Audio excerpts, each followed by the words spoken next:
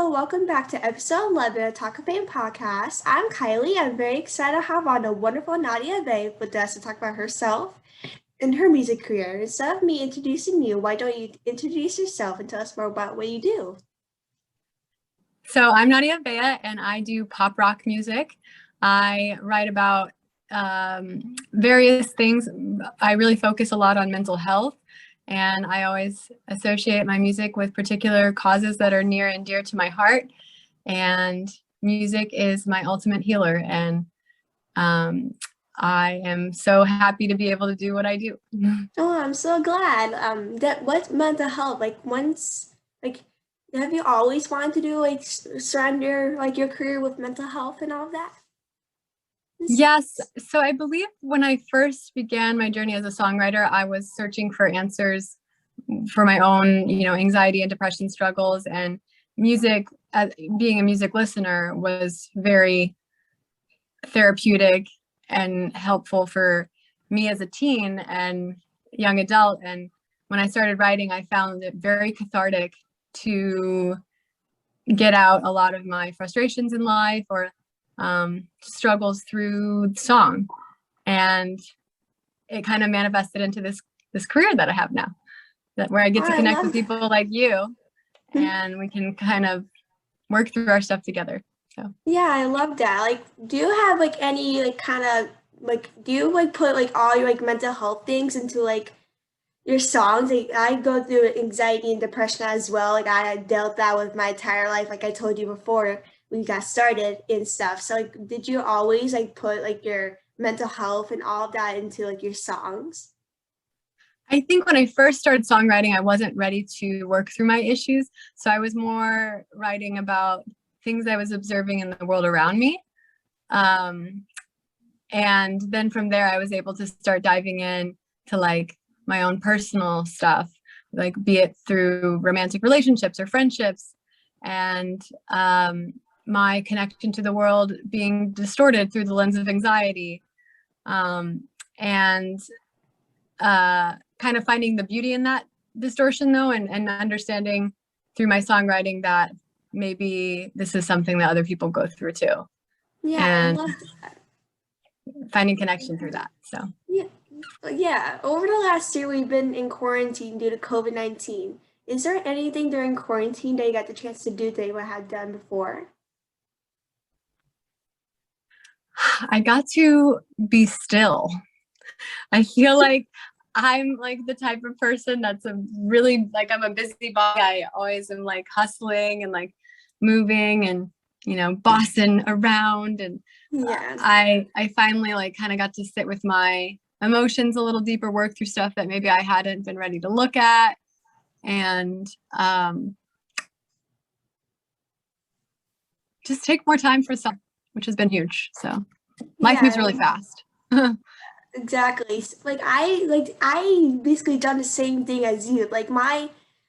Before quarantine, I'm so used to doing things I'm used to doing on everyday life. I'm used to being really busy, but then when quarantine started, I'm like, what am I gonna do? I'm so used to being busy and have something going on that I'm like, what am I gonna do? I have all these free time. What am I gonna do?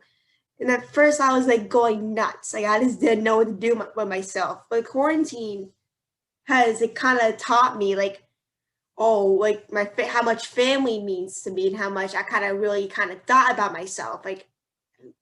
It kind of made me got my mental health better. There's some major mental health things I've been going through because I got diagnosed with anxiety disorder over quarantine, and this anxiety got really bad. It just got horrible that I didn't want to leave the house. I didn't want to see that many people unless I was kind of close to them, like family or close friends. It was kind of to that point where I was wow, I can't do anything anymore. I was going nuts. So over the last couple of weeks, our whole family got COVID. I started with my dad, and then I went to my mom, then went to me, then went to my other brothers, which I was going nuts because I was supposed to do some things over the last couple of weeks since actually go back to school on the 30th of August. So don't have too much time left of summer. And I was like, what am I gonna do? I don't know what to do with myself. Like at first I was like, have things going on. I'm supposed to go to sports games and stuff going on. I was like, what am I gonna do? Like, this is nuts. And life was like, pause. Nope, you Yeah. need to rest. You need to rest. And I think, yeah, COVID has taught a lot of people like I think it's rearranged a lot of our priorities. Like in a good way. Like things got worse before they got better. Like my anxiety too, like went to another level. And then now I feel like I'm stronger because of it in a weird way. Yeah. I don't know if you resonate. Yeah, but... I totally resonate with that. Yeah. Like there's like things that come out of it. Like COVID came to our life to make us kind of stronger, like you said. Like there's some things that kind of come out of it, but it's like not it. Like it can kind of recognizes like how much things mean to you, how much you kind of should be grateful for what you have. These people are really sick. Like at some points, people like COVID hits people really differently right now, and so like it's kind of been going crazy. Like some people are dying from all this is horrible disease and all these stuff, which it's like at this point, like it really taught me that you should be really kind of grateful for what you have and like your family and tell them like this kind of don't what's the word I'm looking for? Don't take what's the things word? for granted. Yeah, things for granted. Yeah. So like that's kind of what I learned. Like don't take like your family for granted and this kind of like enjoy the time you have like right now because you don't know what's happening right now. It's like with COVID, it kind of shows you like how much things you should really enjoy and how much time you should have. And like it's okay to go nuts. It's okay to go crazy. Like you just has some time to like enjoy and talk to your family and friends. And this is like the time to like kind of talk to them because you don't know what's gonna happen. So like it's like pretty kind of bittersweet like during these whole COVID times and stuff. Yep. We got to count our blessings. Yeah. So while we're talking about COVID, we had like a bunch of free time over the last year. Have you had any time to watch any movies or shows that you binge watched during over quarantine? I definitely binge watched the Marvel comic films again. And then I got really, really into WandaVision and Loki the series, the two Yeah. Marvel series that came out during pandemic, which was a beautiful gift of pandemic. It's those two shows. Yeah. But those were like my main things I consumed and enjoyed. Well, I love that. I love any Marvel movie ever. Like Me too. there's so many that I just can't like choose which one's my favorite. Like I'm like a Marvel kind of freak. Like I'm obsessed with Marvel. Like, do you have a favorite like Marvel movie? I'm same as you. It's like hard for me to decide. I can tell you my least favorite was Captain America. I mean, I'm not Captain America. Wow, I'm blanking out right now. Brie Larson's anyway, that was my least favorite, but all of them are amazing, and I adore the details that they put into those productions, and like they're just amazing, fantasy stories. Yeah, I love that. Like I'm like if you have you ever watched like any of the X-Men movies? I don't know if X-Men movies are kind of considered Marvel, but like I'm like have you watched any of the Wolverine movies or like those probably my favorite ones probably because So I'm good. a huge Hugh Jackman fan. If you like some of you may not know I'm a Hugh Jackman fan. I'm obsessed with him if you may know. I just like he's my idol. Like he is the reason I'm doing what I do. Like I just adore him. Like he's just amazing, and he really got me into like kind of all Marvel and all things. He's amazing human. He's incredible. Yeah. That makes me want to go rewatch the X-Men series. Okay, that's what I'm probably gonna start doing tonight, girl. Yeah, I was gonna say that's probably what I'm gonna do. But later, since I'm kind of so stuck in quarantine, so I'm like, oh, what am I? I'm probably gonna do that now. Luckily, still have Disney Plus. Like most Yes. of them are on there, so I'll probably go watch a Disney Plus or something.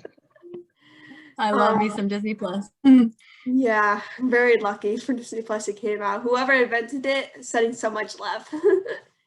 Before we go your singing career, what inspired you to become a singer-songwriter? So I was definitely that kid that was hyper into music, like was always like finding new artists and like when I was like very small, my parents would remark that we'd be at an event and like live musicians would be playing and I would just be enthralled, like completely just like taken away. And like other kids would be like doing, you know, kid stuff, but I'd just be like wide-eyed and like, I want to be them. And I think my mom always really nurtured that about me, my musical side, and she got me into a traveling choir. And from there, I learned a lot more about singing. And then when I discovered artists like, you know, Jewel, Paramore, like all these different, like I really kind of started dissecting their lyrics, and I had already really kind of been into poetry and just started writing songs of my own. And then I met some friends in high school and we started my first band. And from there, I was obsessed. And I think I had, you know, some life events that took me away from music. I went through the loss of my mom, and I had to go on some misadventures that took me away from my purpose and my passion. And then as fate and life will have it, it always brings you back to yourself and to what you're supposed to be doing. And I finally got back into music about 5 years ago and started releasing music about 2.5 years ago. So. Oh, I love that. That's amazing. Like music is like such a huge kind of part of my life. Like if it wasn't for music, I don't know where I would be. Like music, I listen to music. There's not a day that I don't listen to music. I listen on a daily basis. Like it's such an amazing thing. Like I listen to so many artists, kind of like you do. Like I listen to so many artists. Like I listen to basically everyone. Like it doesn't matter what genre it is. I still listen to so many people, different genres. And like that's how I like came in contact with you. Like I kind of listened to you over quarantine and stuff, and I was like, wow, she's amazing. I was actually listening to your songs like a couple of days ago. Actually, I was actually jamming out to them. That I was like, that my parents are like, what are you doing? Like, what are you doing? I love that. And there's so many artists like Ariana Grande, Tori Kelly, Master Watkins that I just adore, and some of them are kind of still coming up. Like they're not as huge as like some of them, maybe like Ariana Grande, Justin Bieber, and so many other artists. Like I just like there's so many things in life that is like music is like one of them. And you like mentioned your mother, and I'm so sorry about that. And like I previously in July of 2017, I lost my grandmother, and she went through so many health problems, and like it was really kind of tough on me. It took a death toll on me. Like I didn't know what I was gonna do with life. Like it just hit me so hard that I didn't know what to do. Like so many people thought like didn't see like me like inside doors. Like they didn't think I hit me that hard. Lost my grandmother, but like it actually hit me hard. That I was like so upset all the time. I was crying constantly, and like without like since I discovered music, I wasn't a massive music fan back then. Like I liked music, but it wasn't as like a massive kind of fan. Like you know what I mean? And but like music kind of had helped save me from the death of my grandmother. Because like I was close with my grandmother, so like it was like really hard for me to deal with her loss and stuff. So I was like, wow, this is like amazing. Like I like you're telling me about your mom, like I at least like have someone to connect to, because like my grandmother took toll my mental health. Like my mental health kind of went down, like since like I didn't know like what to do. Like I didn't know how to take care of myself, like which was like it was pretty kind of devastating. My people thought I was kind of doing well with the loss, but I was like inside closed doors. I was like a mess, like crazy and stuff. Yeah, grief is really difficult to process, and it's tough for someone who maybe hasn't experienced that kind of or loss of anyone close to them. It's really hard for them to understand the ebbs and flows of it too, because you can have a Yeah. good day or a good hour, and then the next hour or the next day you're like, you've lost your mind. You feel like you lost your mind, you know? Yeah. And grief also, I feel like, does empower those impacted by it to live with more empathy too. Like it kind of becomes like a weird superpower. Like now, like you're in this club that you didn't really want to be in, but now like you understand like when somebody experiences a loss. Like it's weird, right? It's just weird. Yeah, exactly. It is really weird. Like you sometimes think like, oh, every like it just feel bad for the person that experienced a loss of their loved one or what a friend or someone close to them, and you sometimes wonder like what kind of is losing a loved one, and to be honest, it's pretty difficult. Like it's different for each person for experiencing a lost loved one, but like it's pretty difficult to explain like the emotions. Like it depends if you're kind of close to them or not. So it gets like pretty difficult, and that's why quarantine kind of is happening right now. It's like you should be kind of be grateful for your family and friends and stay contact. Like that's what I kind of learned because I talk to my family a lot. So like they kind of helped me learn how much my family, like how much I love my family, how much they mean to me. Like if it wasn't for COVID, I probably would have realized that. So like I'm kind of thankful. Like there's some things that come out of COVID. Like there's not a lot of good things that come out of COVID, but like this is kind of one of those things that like I'm kind of grateful for and how much I love my family. You should never take anything for granted. Because like you don't know what people are really going through, especially during these times, like especially during mental health. Like mental health is such an important thing and stuff. And like mental health took a big toll in my life that I was like depressed every single day.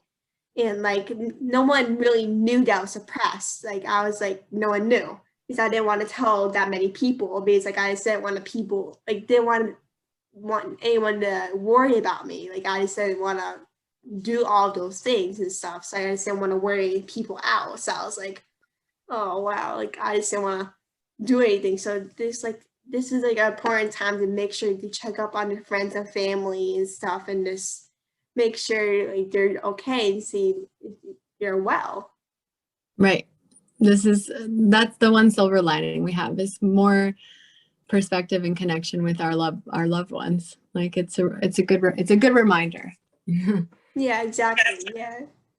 Speaking of music, you performed last week at the Met LA. What was it like for you to perform on the stage again and get to perform for the Met LA?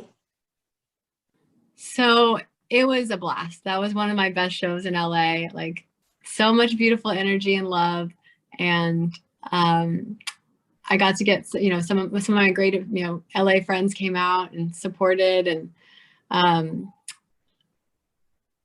one thing that also has come out of quarantine for me is a newfound love for performance. Like it's like there's like a greater appreciation for it because I missed it for so long, and I think as a result the energy is like more pure and just beautiful with the crowd and like with the audience. So I can't wait. I actually am going to be back at the Mint on October 22nd. So Really? And then I have other show dates that I'm announcing, like in Florida, Georgia, NorCal, like Denver. So working. Where are you based, by the way? I'm in Pennsylvania. I'm outside Philadelphia, about 2 hours. I live like up there, kind of. I live around Scranton, Wilkes-Barre, like 2 hours east from Philadelphia, and 2 hours Amazing. from the state. If we can get me enough listeners in your area, I really would love to do a show in your town. That'd be cool. Yeah, I would love that. Like, I would definitely go. Like, if you have like a show in like North Carolina, I would definitely check and see if I can come, like or New York or something. Because I don't live too far from New York, so maybe I'll come down. Like whoever's show is closest, I would definitely come down and reach out to you. We can definitely meet up or something. Amazing. What's like, when did you like out of all the music things you did, what is your favorite thing that you did on tour? Like, what's your favorite thing to do like on tour? Just speaking of performing and stuff. I would say finding really good food in whatever city I'm in is always fun. Like play the game of like, where is the good food? And I have a gluten intolerance, unfortunately. So it's where's the good food that is gonna have gluten-free options. Yeah, that's my sister does gluten-free too, so I can totally relate to that because my sister has gluten-free too. So she has to watch like what restaurants have gluten-free. So I totally relate to that. Like sometimes I'm like, where are we gonna eat? Like, is there any good restaurants? But what is the best, talking about restaurants and stuff, what is the best like restaurant that you ate at or whatever city it is? Oh gosh. That's tough. I wouldn't say this is the best restaurant, but it's a tradition. It's a post-show tradition for when I'm in LA. After I get done performing in LA, I always go to Cantor's Deli. Oh, It's just a tradition between my manager and I. That's what we do. It's like a lot of like diner comfort food, so it's nice. yeah, I love LA. I usually go down there every year because I'm a big baseball fan, so I usually go see the Dodgers down there. I haven't been there since January of last year before COVID hit. So like I've been there like I have no idea when I'm going down there. I usually go at least once a year, but due to COVID, like I haven't had the time to go down there. But LA, I just love LA. Like I would go down there anytime every year. Like if someone says like we want to go to LA, I'll be like, yeah, I'm down. Like LA is like my favorite place to be. Like it just like takes my minds off things and that's like gives me it's like my happy place to be in is California, LA. Like I just really like love LA. Not just for baseball, but just like the amazing things down there, the beach, like just like the Grove. The Grove. I've been there last year. Disney. Amazing. Grove is amazing. Like and Disney. Disney. Oh my God. I've been there. It's so I can't explain how much I love Disney. Like Disney's Same. Such a Disney person, such a Disney girl. Yeah, Disney. Who doesn't love Disney? Like, who doesn't? Like, any Disney thing related is like amazes me. Like, I don't know. Like, it just amazes me. They got the best creators over there. Oh my God, yes. 100% yes. Speaking of you performing, you've been a singer-songwriter for a couple of years now. What inspires you to write your songs?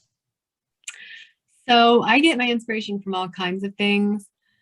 You know, different causes in this world that like I'm seeing unfold.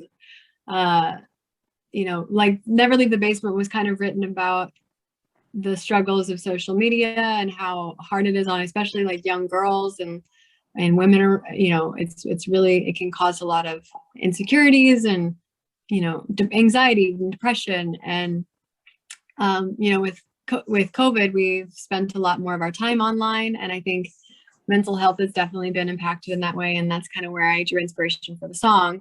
And I write about my mental health struggles. I try to be as honest as possible in my lyrics about my own issues. And I'm working on my first album, and a lot of it is kind of like being transparent in like, hey, these are the things that I go through.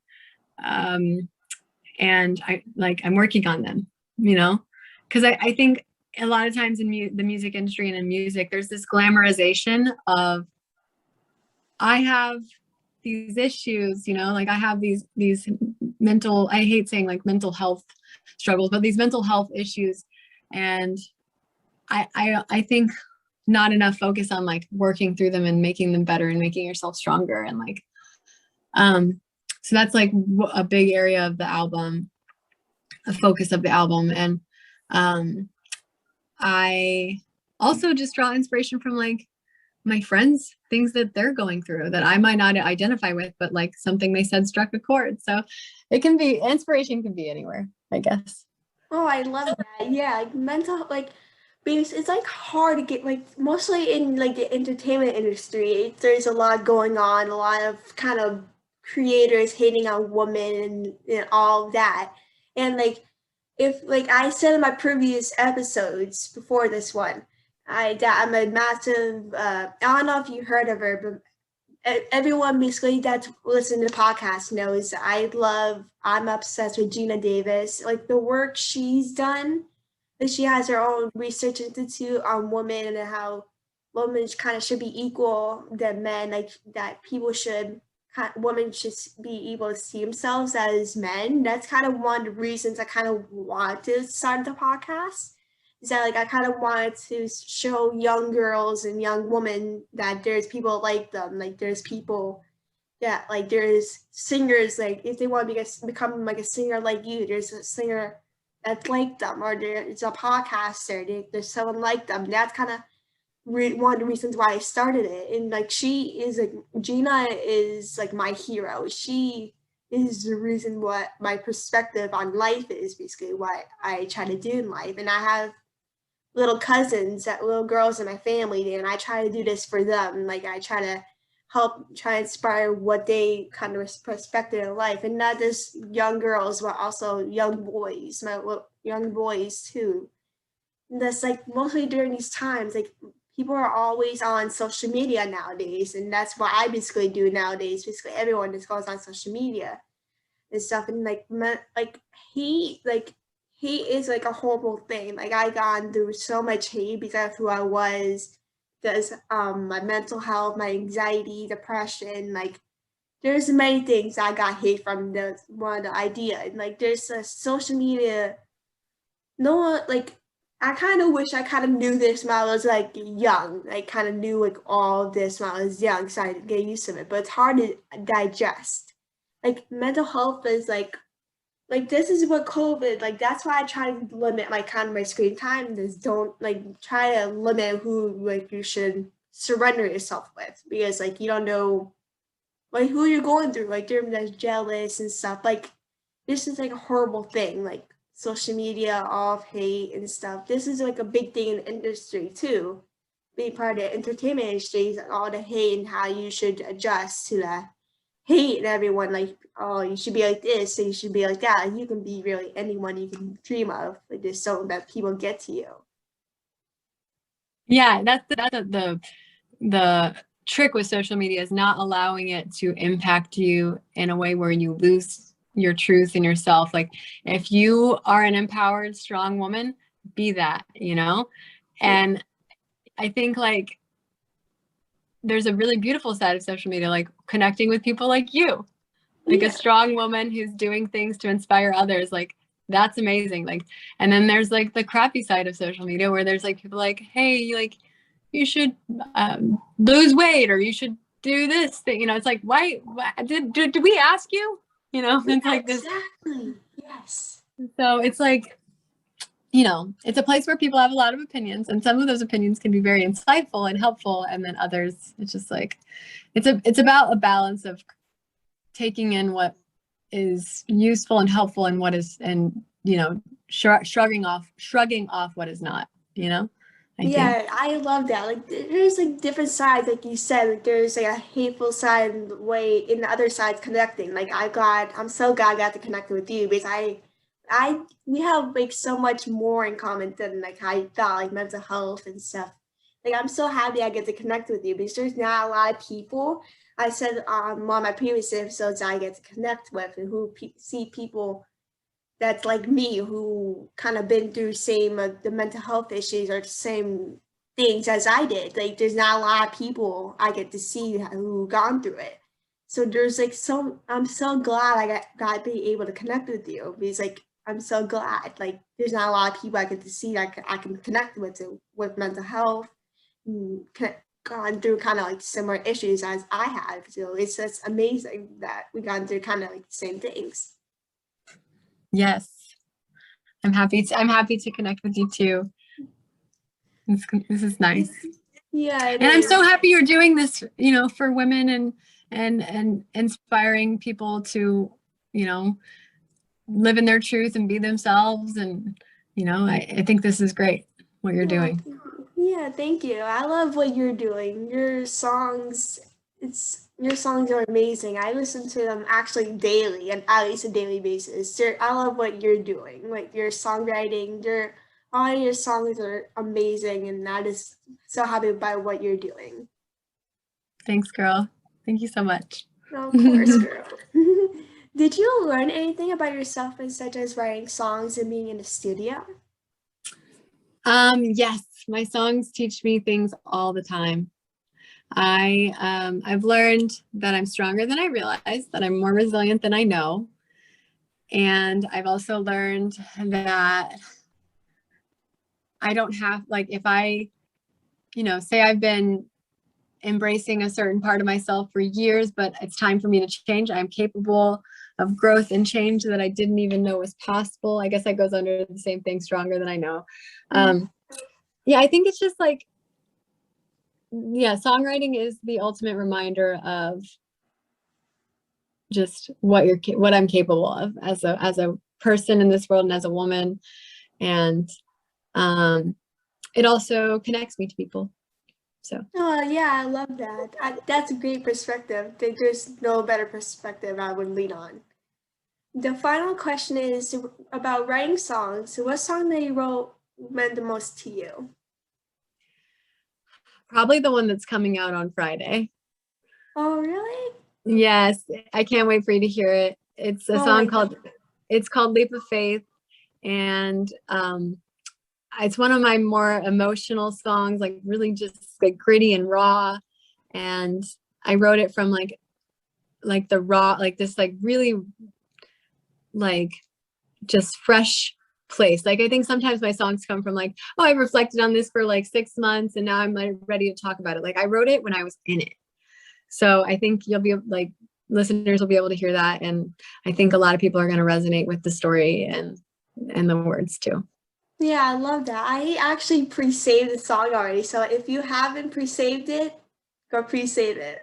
Make sure to listen to it on Friday because I definitely will. I can't wait to listen to it. Once I saw you post it, I was like, oh yes, that's God. I love when people come out with new music. It's just like, I don't know, it's just so fun, like to listen to more songs and people that you actually kind of love, like you actually like, come out with new music. It's like kind of bittersweet. You're just so happy, but so like trying to live in the moment. And mostly during these songs, like not during these songs, during this time, like people are always coming out with new music since everyone has kind of free time and stuff since we've been in lockdown and stuff. So there's so many musics coming out right now. So I'm like, yes, like this is the best. Like this is amazing. Like what better way to come out with new music during these like horrible times I hope like we get through soon as possible because I'm kind of going crazy during these whole COVID times. Yes, the sweet nectar is the creations out of this crazy time. Oh yes, 100%. So I just want to thank you so much for coming on the podcast. It was such a blast being able to talk to you, and I'm just very thankful I had you on it, being able to connect with you and stuff. And I can't wait to hear the song on Friday. I'm very, very excited. And I'm so proud of everything you've done. And I'm so proud of how far you come. And I'm very thankful to have you on. I'm very thankful to be able to talk to you and stuff. And I hope you have a great rest of your day. And I'm very happy to be able to speak with you. Likewise, thank you so much for having me. And let me know when this is out. I'll share it with my people. And I can't wait to see all that you do from here. So. Oh, thank you so much. I really appreciate that. So make sure to go check out her new song on Friday. It's going to be amazing. I'm so excited. I'm so proud of you, girl. You too. Bye. Bye. Bye. Thank you so much.